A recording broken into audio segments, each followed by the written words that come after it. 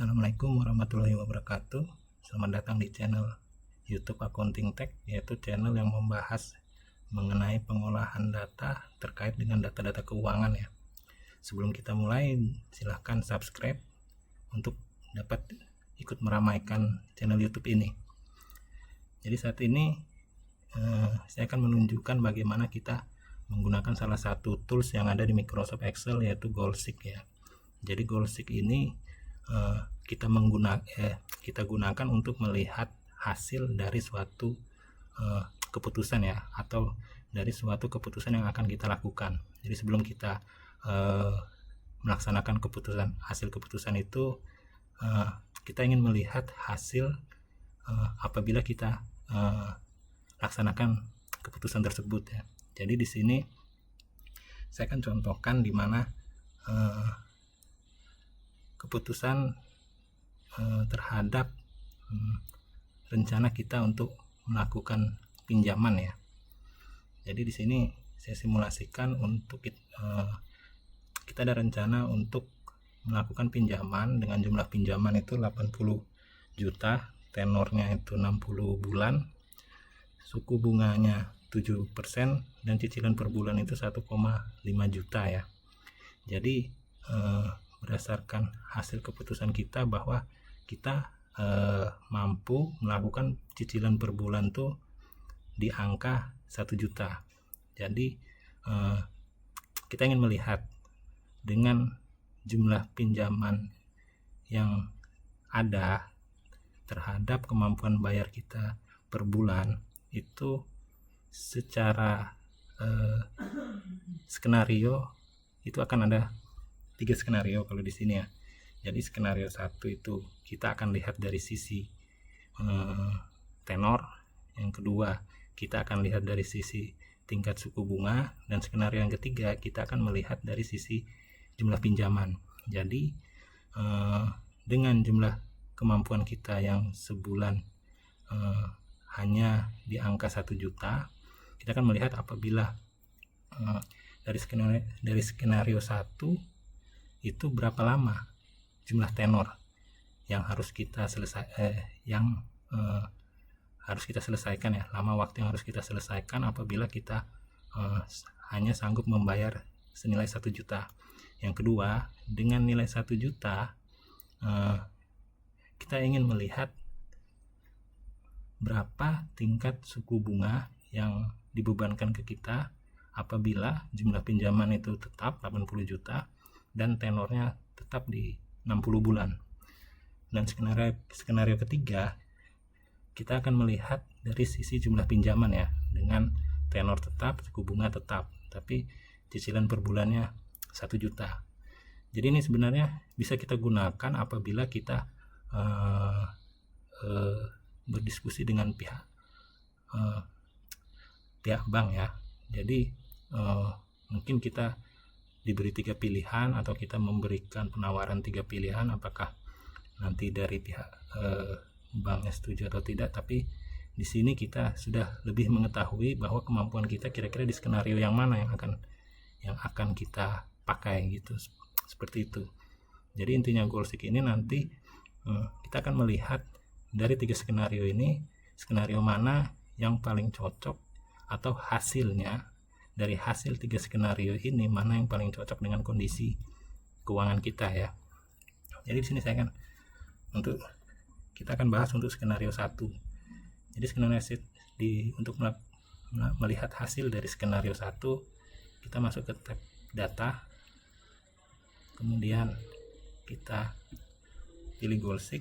Jadi di sini Goalseek pada dasarnya intinya nilai yang akan kita cari itu harus berisi formula ya, atau rumus.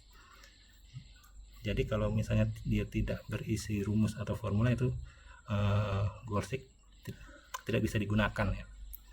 Jadi di sini untuk skenario pertama kita ingin melihat kemampuan bayar, berapa lama tenor yang harus kita selesaikan apabila pembayaran kita per bulannya itu senilai 1 juta ya.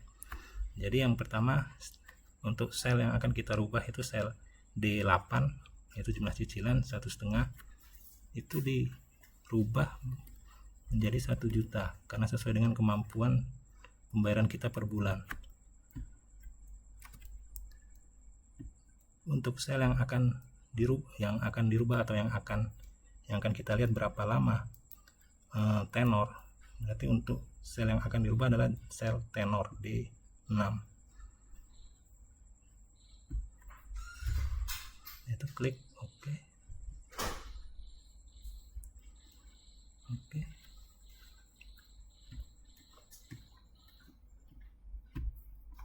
Jadi untuk skenario 1 untuk jumlah pinjaman 80 juta dengan suku bunga tetap di 7% dan cicilan per bulan kita turunkan sesuai dengan kemampuan kita di angka 1 juta, maka tenor atau lama pinjaman itu sebanyak 108 bulan.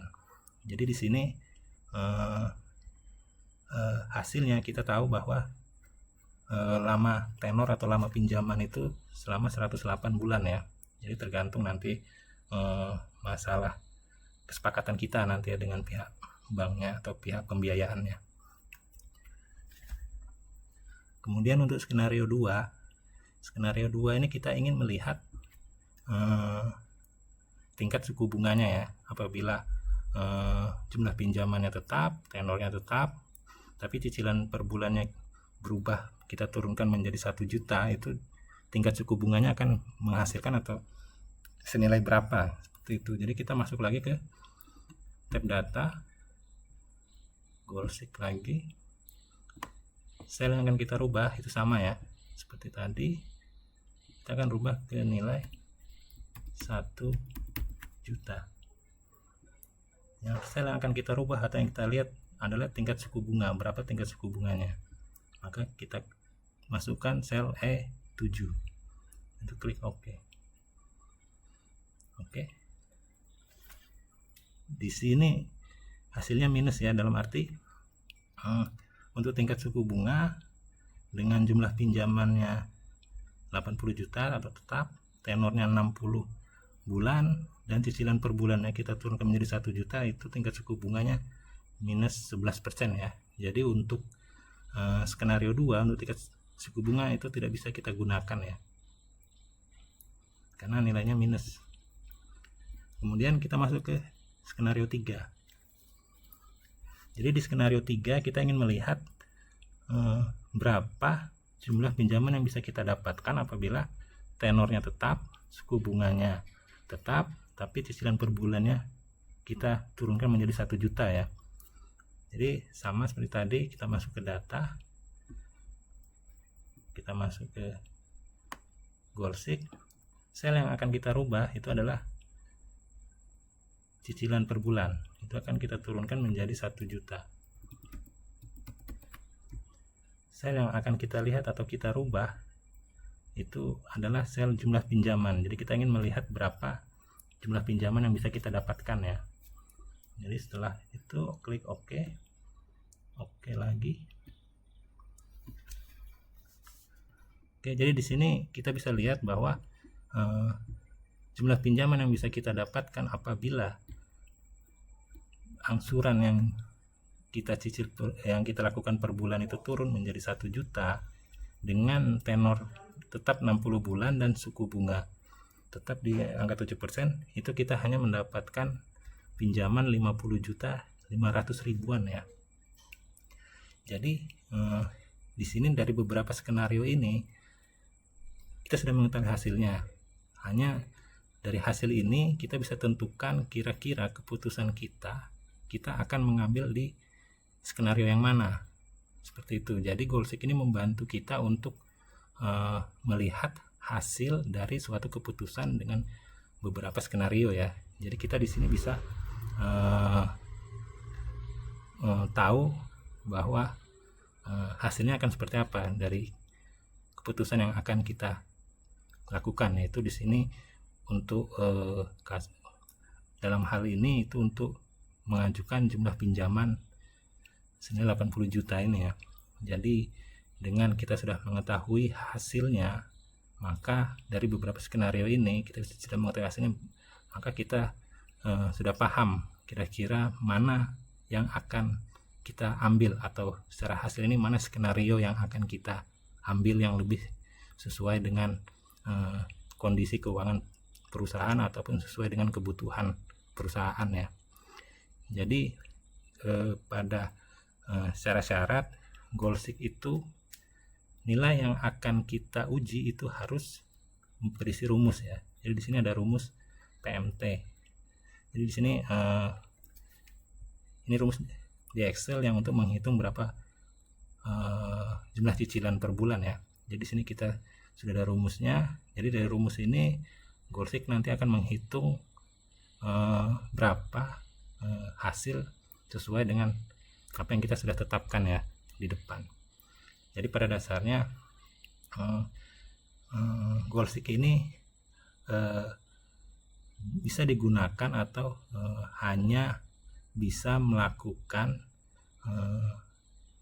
perhitungan terhadap satu variabel ya, atau satu input variabel ya. Dalam arti di sini variabelnya adalah pembayarannya ya. Pembayarannya kita mau turunnya 1 juta. Dia tidak bisa untuk melihat lebih dari satu inputan variabel. Jadi di sini misalnya kita mau lihat dari sisi pembayaran, ataupun di sini kita mau masukkan juga dari sisi tingkat suku bunga ataupun dari sisi cash in-nya, itu secara goalseek itu belum bisa ya. Jadi pada secara tools yang ada di Excel ini untuk goalseek sendiri dia hanya bisa untuk satu variabel ya, variabel independen ya. Jadi variabel independen yang ada di sini hanya cicilan per bulan. Tapi kita belum melihat juga kalau misalnya mungkin dari target lama pembayaran ataupun dari sisi cash in kita seperti itu. Jadi untuk goalseek itu baru satu variabel independen, dan sebenarnya di Excel itu nanti ada juga, nanti selanjutnya akan saya upload juga untuk penggunaan solver. Jadi kalau kita lihat di tab data ini, di sini ada solver. Nah, solver ini bisa kita gunakan seperti yang tadi saya sampaikan, itu bisa lebih dari satu variabel independen.